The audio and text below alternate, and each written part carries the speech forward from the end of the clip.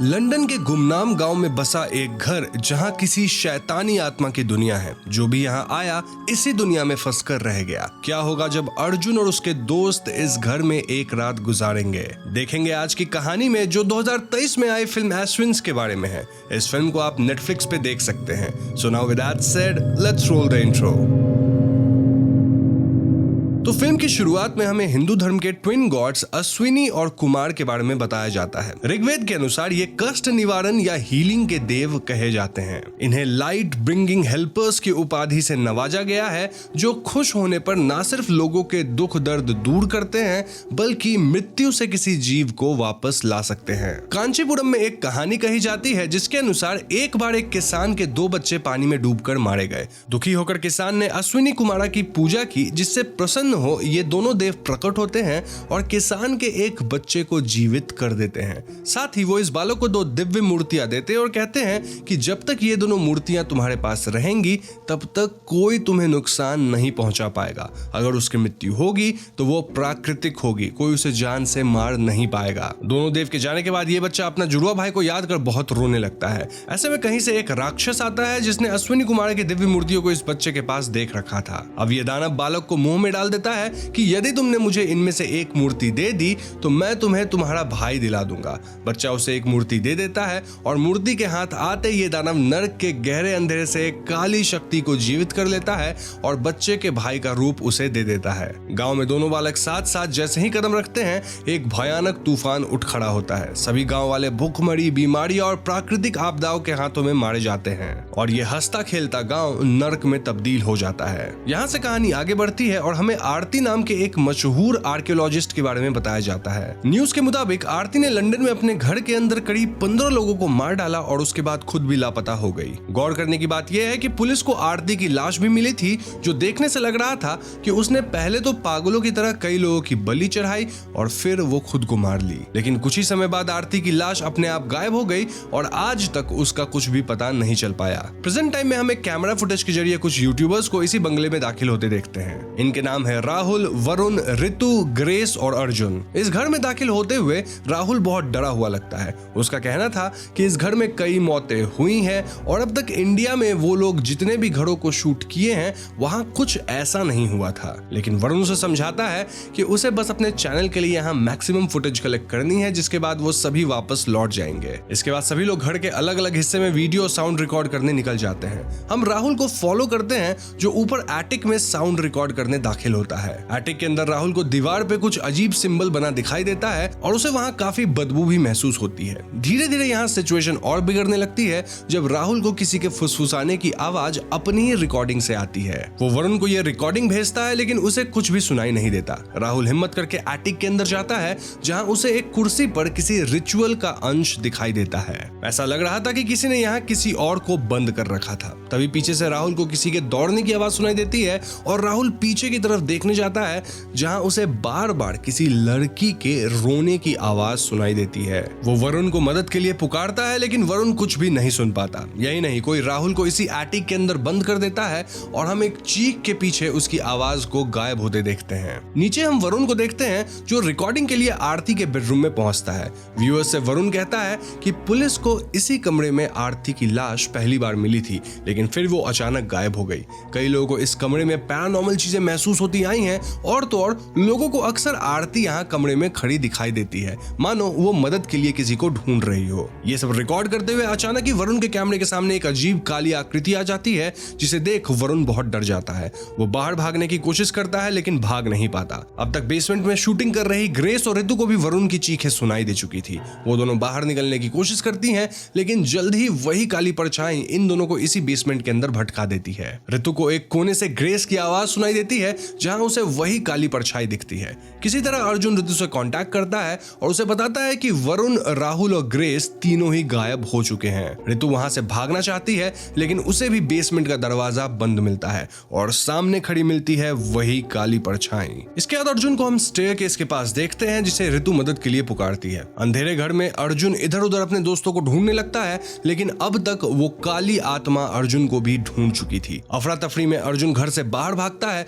जहां अचानक अचानक उसके चारों ओर हम एक हरे रंग की रोशनी देखते हैं। सीन यहाँ कट होता है और हम कुछ समय पहले की कहानी देखते हैं। अर्जुन और उसके दोस्त व्लॉगर्स हैं जो डरावनी जगहों के बारे में वीडियोस बनाते हैं और उन्हें यूट्यूब पर पोस्ट करते हैं। इस टीम में राहुल एक साउंड इंजीनियर है, जबकि ग्रेस और ऋतु कैमरा संभालती हैं। वहीं वरुण चैनल को आवाज देता है। तो इनके कंटेंट से इंप्रेस होकर एक दिन उन्हें लंदन के एक मैंशन पर वीडियो बनाने का मौका मिलता है, जो कि किसी ब्लैक टूरिज्म कंपनी के लिए था। ये कंपनी अपने टूरिस्ट को ऐसी भूतिया जगहों का सैर कराती थी और अर्जुन की टीम को एडवर्टाइजिंग के लिए इस मैंशन को शूट करना था। हम सभी को गाड़ी में यहाँ आते देखते हैं और बैकग्राउंड में हम अर्जुन को सुनते हैं, जो कहता है कि हर इंसान के अंदर दो आवाजें, दो दुनिया, दो दिमाग होता है। इन दोनों आवाजों में एक आवाज ज्यादा ताकतवर होता है और इंसान भी उतना ही ताकतवर होता है। ऋतु यहाँ अर्जुन की वाइफ है, जो बताती है कि कल अर्जुन का बर्थडे है और उससे पहले ही यानी कि आज ही वो अपनी सारी शूटिंग्स पूरी कर लेंगे। मैंशन के रास्ते में हम अर्जुन को थोड़ा अजीब बिहेव करते देखते हैं। ऐसा लगता है कि उसे बार बार किसी की आवाज परेशान कर रही है। इस बेचैनी में उसे ऋतु संभालती है और शाम होने से पहले ही ये ग्रुप इस बंगले तक पहुंच जाता है। हम अर्जुन को एक किताब पढ़ते भी देखते हैं और अर्जुन ऋतु को बताता है कि ये बुक मरने से पहले आरती ने लिखी थी। इस किताब के मुताबिक हर इंसान मरने के बाद एक इंटरमीडिएट दुनिया में पहुंच जाता है। ये दुनिया जिंदगी और मौत के बीच होती है और कई बार आत्माएं यहाँ फंस जाती हैं। वो समझ नहीं पाती कि उनकी मौत हो चुकी है और बार बार इंसानों से कांटेक्ट करने की कोशिश करती रहती हैं। ना घर के अंदर पहुंचकर भी अर्जुन को बार बार किसी के फुसफुसाने की और उसे पुकारने की आवाज सुनाई देती है, लेकिन वो किसी तरह खुद को संभालता है। अब घर के अंदर सब वैसा ही होता है जैसा हमने शुरुआती सीन्स में देखा था। इस बार हम अर्जुन को फॉलो करते हैं, जिसे सीढ़ियों के पास पहुंचते ही एक तरह का झटका महसूस होता है। एज एन ऑडियंस हम अर्जुन के शरीर को अकड़ता हुआ देखते हैं, जिसके बाद वो बेहोश हो जाता है। दूसरी तरफ हम ग्रेस को देखते हैं, जिसे घर के हॉलवे में किसी औरत की परछाई दिखाई देती है। उसे ऐसा लगता है कि उसके ठीक पीछे कोई मौजूद है। जब ग्रेस अपना कैमरा उस तरफ घुमाती है, तब उसे सीढ़ियों पर किसी के भारी कदमों की आवाज आने लगती है। वो वरुण को मदद के लिए बुलाती है, लेकिन तभी कहीं से एक काली परछाई उस पर हमला कर देती है। वहीं ऋतु, जो अब तक बेसमेंट में बंद थी, अब भी खुद को बचाने की कोशिश करती है। उसे बेसमेंट की खिड़की से बाहर किसी के जोर जोर से खटखटाने की आवाज सुनाई देती है और वो डर कर छिप जाती है। उसे अपने सामने एक खंजर दिखाई देता है, जिस पर वही निशान बना हुआ था जो हमने एटिक की दीवार पे भी देखा था। ऐसा लगता है कि ऋतु किसी के वश में आ गई है और वो खुद को इस खंजर से जख्मी करने की कोशिश करती है। वो बार बार अर्जुन को मदद के लिए बुलाने लगती है, लेकिन धीरे धीरे हम उसके चारों ओर भी वही हरे रंग की रोशनी फैलते हुए देखते हैं और ऋतु वहीं फंस जाती है। अगले सीन में हम वापस अर्जुन को देखते हैं, जिसे अब जाकर होश आता है। जब वो बाहर जाता है तब उसे अपने कोई दोस्त दिखाई नहीं देते। वो ऋतु से कांटेक्ट करने की कोशिश करता है और पहले सीन की तरफ बाहर भागता है और उसे जो दिखाई देता है वो देख अर्जुन शॉक्ड रह जाता है। बाहर उसके सभी दोस्तों की लाशें पड़ी हुई थी। उन्हें होश में लाने की नाकाम कोशिश करने के बाद अर्जुन याद करने लगता है कि आखिर वो बेहोश हुआ कैसे था। तभी कहीं से उसके सामने वरुण खड़ा होता है, जो चीख चीख कर अर्जुन से मदद मांगता है। यही नहीं, इस पल अर्जुन के सामने सारी की सारी लाशें भी गायब हो जाती हैं। अर्जुन कुछ समझ नहीं पाता और सच जानने के लिए अपना कैमरा चेक करता है, लेकिन कैमरा के अंदर की सच्चाई अर्जुन को और भी मुश्किल में डाल देती है। वो देखता है कि उसने खुद ही अपने दोस्तों को एक एक करके मार डाला है। अर्जुन रियलाइज करता है कि जब वो बेहोश हुआ तब उसने उस हालत में ही अपने दोस्तों पर हमला कर दिया, यानी सबकॉन्शियसली। और यहाँ हमें क्लियर होता है कि अर्जुन को बार बार जो आवाज सुनाई देती है वो एक नेगेटिव एनर्जी है, जिसका नाम है रहसा। तो अगले सीन में हम देखते हैं कि अर्जुन को अब भी घर के अंदर अपने दोस्त फंसे हुए दिखाई दे रहे हैं। वो उन्हें बचाने की कोशिश करता है, लेकिन कोई बुरी आत्मा बार बार उसे रोकती है। अर्जुन सच जानने के लिए ऋतु का लैपटॉप खोलता है, जहां उसे आरती के कुछ पुराने वीडियोस मिलते हैं। इन वीडियोस को आरती ने मरने से पहले बनाया था। तो वीडियो में आरती सभी देखने वालों को बताती है कि कांचीपुरम में काम करते हुए उसे अश्विनी कुमार की कहानी के बारे में पता चला था। ये वही कहानी है जो हमें शुरुआत में बताई गई थी। आरती बताती है कि असल में जब उस राक्षस का प्रकोप पूरे गांव में फैला था, तब सब गांव वालों ने मिलकर एक यज्ञ किया और उस राक्षस को वापस उसके नरक में भेज दिया। जाने से पहले उसने कसम खाई कि वो उसे मृत्यु के जरिए दुनिया में वापस लौटेगा। इस बात से डर कर और राक्षस को वापस आने से रोकने के लिए गांव वालों ने उन दो मूर्तियों को आपस में बांध दिया और किसी दूर पहाड़ के नीचे दफना दिया। लेकिन आरती और उसकी टीम ने इस मूर्ति को किसी तरह ढूंढ निकाला, जिसके साथ उसे संस्कृत की लिपि में लिखा एक मैन्युस्क्रिप्ट भी मिला। फ्लैशबैक में हम देखते हैं कि आरती इन दोनों मूर्तियों को ढूंढती है और इनका बंधन खोल देती है। ऐसा होते ही आरती को कुछ अजीब दौरे पड़ने लगते हैं और वो खून खून की उल्टियां करने लगती है। साथ ही आरती के चारों तरफ एक काला अंधेरा छाने लगता है। आरती बताती है कि जब उसे वापस होश आया तो उनमें से एक मूर्ति गायब थी और वो खुद को लंदन के फ्लाइट में पाती है, जहां उसे कुछ भी याद नहीं था कि होश खोने के बाद उसने क्या किया। आरती कहती है कि उसने लंदन आकर खुद को इस घर में कैद कर लिया क्योंकि उसे बार बार अजीब आवाजें सुनाई देती थी और वो बार बार अपना होश खो बैठती थी। यही नहीं, वो इस मैंशन से बाहर भाग नहीं पाती क्योंकि हर बार वो किसी न किसी तरह खुद को वापस यहीं पाती थी। अगले वीडियो में आरती बहुत डरी हुई लग रही थी और वो कहती है कि उसने अपने रिसर्च से उस मैन्युस्क्रिप्ट का मतलब ढूंढ लिया है और उसमें जो लिखा है वो बहुत खतरनाक है। वो मानती है कि उससे बहुत बड़ी गलती हो गई है। इस पॉइंट पे आरती को वापस से दौरे पड़ने लगते हैं और हम स्क्रीन पर उसे एक ईविल रूप में देखते हैं। यहीं पर वीडियो कट हो जाता है। आखिरी वीडियो में आरती की हालत बहुत खराब होने लग गई थी। आरती किसी से छुपते हुए कागज पे एक तस्वीर बना रही होती है और वो कहती है कि उसे उस लिपि से ये मालूम हो चुका है कि उसने अपनी नासमझी में एक खतरनाक राक्षस को वापस धरती पे ला दिया है। अब ये राक्षस अपने सारे मुल्क को धरती पर लाना चाहता है और इंसानों को अपनी दुनिया में कैद करना चाहता है। इसे रोकना बस एक ही इंसान के हाथ में है और वो इंसान अश्विनी देवता के आशीर्वाद से जन्मा वही बच्चा है। आरती आगे कहती है कि इस वक्त अगर तुम ये वीडियो देख रहे हो तो तुम वही इंसान हो। आरती बताती है कि वो राक्षस किसी इंसान को मारने से पहले एक दूसरी दुनिया में ले जाता है जहां वो उन्हें जिंदगी और मौत के बीच बांध कर रखता है। यदि उन लोगों को जल्द से जल्द वापस इस दुनिया में नहीं लाया गया तो वो असल दुनिया में भी मारे जाते हैं। किसी तरह उसे राक्षस की दुनिया में दाखिल होना होगा और उस खोई हुई मूर्ति को ढूंढ कर वापस से बांधना होगा। उस लिपि में भी यही बात लिखी हुई थी। अर्जुन अब घर के ऊपर के हिस्से में दाखिल होता है जहां आरती ने सारी रिसर्च की थी।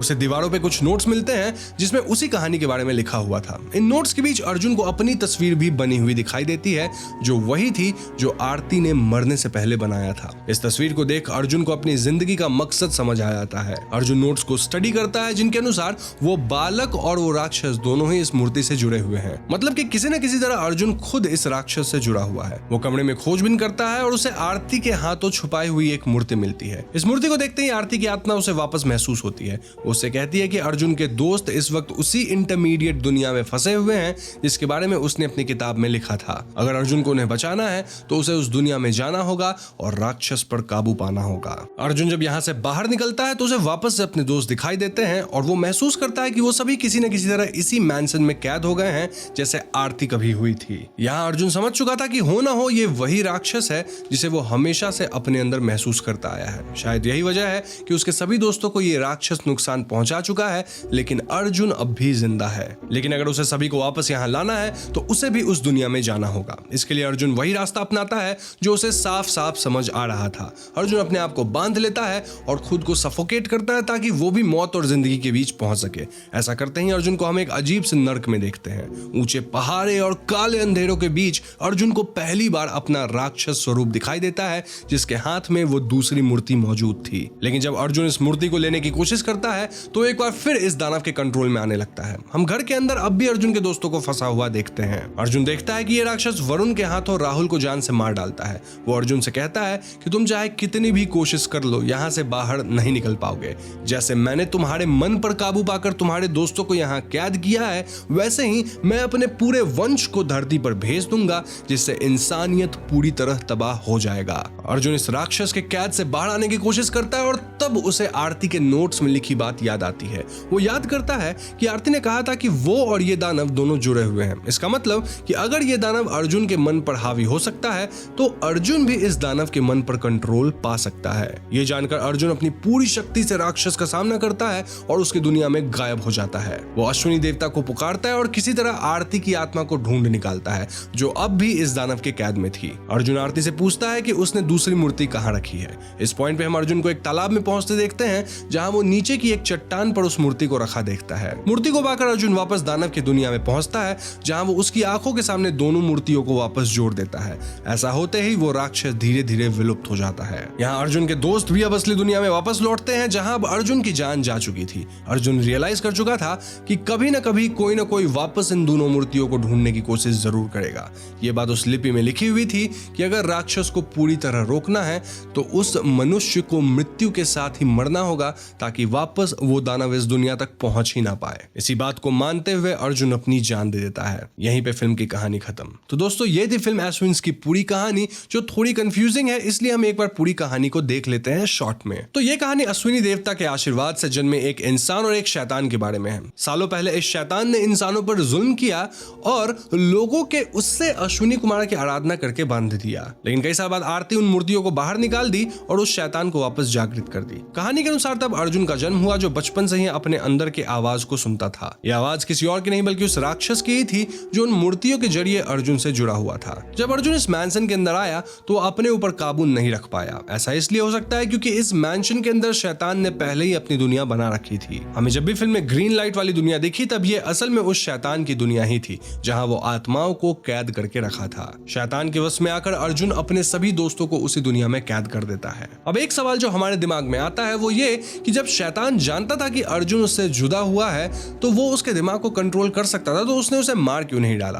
तो असल में हम अश्विनी देवता की कहानी से जानते हैं कि अर्जुन को यह वरदान था कि उसे कोई भी मार नहीं सकता है, उसे सिर्फ प्राकृतिक मौत ही मिल सकती है, जो बाद में अर्जुन ने खुद भी कबूल कर ली। अर्जुन जब यहाँ पहुंचता है तब उसे आरती से अपना असली मकसद मालूम होता है। अपने दोस्तों को बचाने के लिए अर्जुन खुद को उसी राक्षस की दुनिया में ले जाता है और अपनी मानसिक शक्ति से उस पर काबू पाता है। वो आरती की आत्मा से जुड़ता है जो दानव के इन्फ्लुएंस में आकर वो दूसरी मूर्ति मैंशन के बाहर एक तालाब के नीचे छुपा दी थी। अब अर्जुन इस मूर्ति को ढूंढ निकालता है और उस राक्षस को वापस नर्कलोक भेज देता है। लेकिन लिपि के अनुसार अर्जुन का मकसद सिर्फ दानव को रोकने का था, अतः वो खुद भी अपनी जान दे देता है ताकि कोई कभी भी इन दोनों मूर्तियों को वापस ढूंढ ही ना पाए। लेकिन यहाँ मैं एक बात क्लियर कर दूं कि फिल्म के एंड सीन में हम बैकग्राउंड में शायद अर्जुन को वापस होश में आते सुनते हैं। ऐसा मुमकिन है कि शैतान फिर से एक बार अर्जुन पर हावी हो गया हो और उसे जिंदा कर दिया हो ताकि दुनिया पे कब्जा करने का खेल जारी रख सके, या फिर यह भी मुमकिन है कि वाकई अर्जुन खुद जिंदा हुआ हो शैतान को उसकी दुनिया में हमेशा के लिए कैद करके। लेकिन ये क्लियर नहीं किया गया है, तो हम बस थियरीज ही बना सकते हैं। तो ऐसे में कमेंट सेक्शन का इस्तेमाल करके आप बताइए आप किस थियरी में मानते हैं। तो बस आज की वीडियो में इतना ही।